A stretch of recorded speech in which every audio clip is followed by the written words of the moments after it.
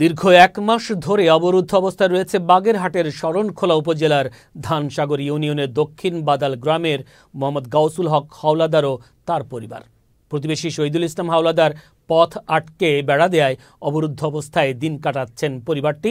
এই অবস্থায় প্রশাসন ও দলীয় নেতাদের শরণাপন্ন হয়েও কোনো প্রতিকার পায়নি ভুক্তভোগী পরিবারটি। বিষয়টি নিয়ে প্রতিবেশী শহীদুল ইসলাম হাওলাদার জানান, গাউসুল হক তার জমির ৩ ফুট নিয়ে ঘর তুলেছে, তাই তিনি বেড়া দিয়ে রেখেছেন। শরণখোলা থানার অফিসার ইনচার্জ মোহাম্মদ শহীদুল্লাহ জানান, অবরুদ্ধ করে রাখার বিষয়টি তার জানা নাই, তবে ভুক্তভোগী পরিবার থানায় অভিযোগ দিলে ব্যবস্থা নেওয়া হবে।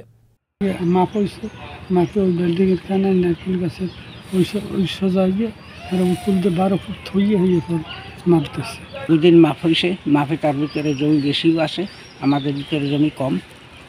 তারপরও সে গায়ের জোরে এই জমিটা অজবরদখল করে এবং অন্য আর এক পার্টির জমি সেটাও সে বেড়া দিয়ে রেহাটা একেবারে গৃহবন্দী করে ফেলাইছে। ৩ ফুট জমির ভিতরে সে বিল্ডিং করছে। আজকে ৬-৭ বছর আমি এই নিয়ে ভুগতেছি।